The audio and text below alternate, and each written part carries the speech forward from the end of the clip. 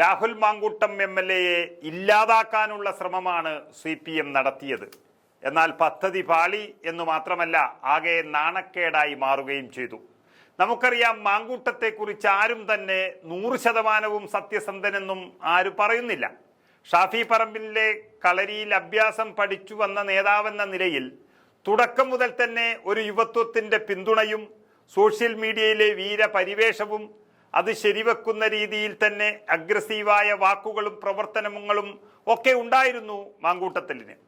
ഷാഫിക്ക് കിട്ടിയ ചില ഗുണങ്ങൾ ഉണ്ട് എന്നതിനപ്പുറം ചില ഗുണങ്ങൾ ഇല്ല എന്നത് തന്നെയാണ് നിരന്തരം വിവാദങ്ങളിൽ ഈ നേതാവ് പെട്ടുകൊണ്ടിരിക്കുന്നത്.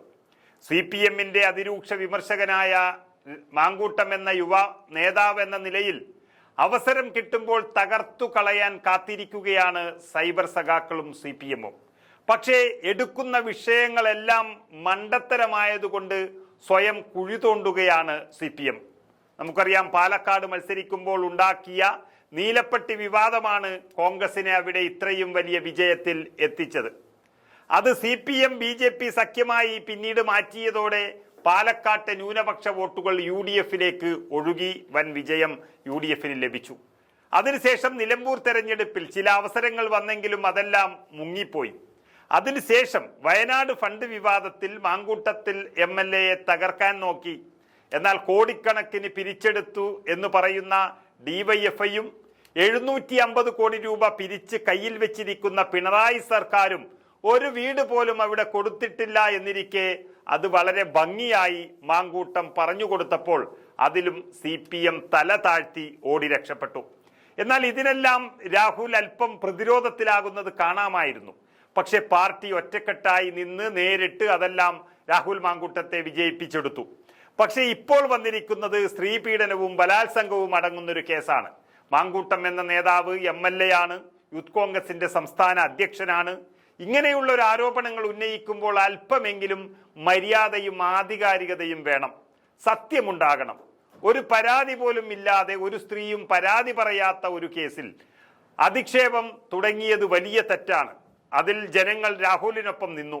സത്യമുണ്ടെങ്കിൽ അത് പുറത്തു വന്നതിന് ശേഷം പറഞ്ഞിരുന്നുവെങ്കിൽ രാഹുൽ മാങ്കൂട്ടം തകരുമായിരുന്നു. ഇത് CPM-ന് തിരക്കായി പോയി, അതിൽ മുങ്ങി. അതുമാത്രമല്ല, ഇതൊരു റിപ്പോർട്ടർ ചാനലിൽ ഈ അടിസ്ഥാനരഹിതമായ വാർത്ത നൽകിയ സാനിയ മനോമി എന്ന് പറയുന്നത് ഒരു CPM കുടുംബത്തിൽ നിന്നും വരുന്ന വ്യക്തിയാണ്. മുൻ MLA KK ലതികയുടെ മകന്റെ ഭാര്യ, അതുപോലെ CPM കോഴിക്കോട് ജില്ലാ സെക്രട്ടറി P മോഹനന്റെയും മകന്റെ ഭാര്യയാണ്. ഇവരുടെ മകനാണെങ്കിൽ ഷാഫി പറമ്പിലിനെതിരെ കാഫീർ സ്ക്രീൻഷോട്ട് ഉണ്ടാക്കിയ ആളാണെന്ന് തെളിഞ്ഞിരുന്നു. അങ്ങനെ സമൂഹത്തിലെ മാന്യമായി ജീവിക്കുന്നവർക്കെതിരെയെല്ലാം കള്ളവാർത്തകൾ പടച്ചുവിടുന്ന ഒരു കുടുംബമാണ് ഇവർ എന്ന് തെളിയിക്കപ്പെട്ട സ്ഥലത്ത് നിന്നാണ് ഈ സാനിയ മനോമിയും വരുന്നത്. അപ്പോൾ തികച്ചും അടിസ്ഥാനരഹിതമാണെന്ന് എല്ലാവർക്കും മനസ്സിലായി. റിപ്പോർട്ടർ ഉന്നയിച്ച ആരോപണങ്ങൾ നൂറുകണക്കിന് സഖാക്കൾ ആഘോഷിച്ചപ്പോൾ അതിനെ വളരെ ധൈര്യസമേതം ചിരിച്ചുകൊണ്ട് നേരിട്ട മാങ്കൂട്ടത്തിന്റെ കൂടെ കേരളം ഒന്നടങ്കം നിന്നു. CPM-ന്റെ പണിപാളി.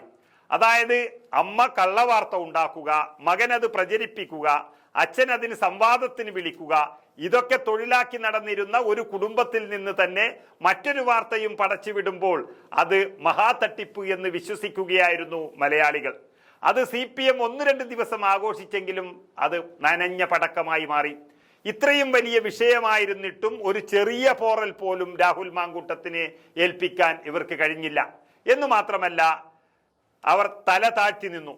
ഇതിൽ രാഹുലിന്റെ കൂടെ അപമാനിക്കപ്പെട്ട മറ്റു പെൺകുട്ടികളും ഏഷ്യാനെറ്റ് ചാനലുമടക്കം പരാതിയുമായി കോടതി കയറിയതോടെ CPM-ഉം സൈബർ സഖാക്കളും ഓടിയ വഴിക്ക് പുല്ലുപോലും മുളക്കില്ല എന്ന് ഉറപ്പിച്ചു. അതായത്, വടകരയിൽ കാഫീർ സ്ക്രീൻഷോട്ട് വിവാദത്തിൽ ഷാഫി പറമ്പിലിന് കിട്ടിയ വിജയം പോലെ രാഹുൽ മാങ്കൂട്ടം MLA-യും വലിയ സ്കോർ ചെയ്തിരിക്കുകയാണ് യഥാർത്ഥത്തിൽ.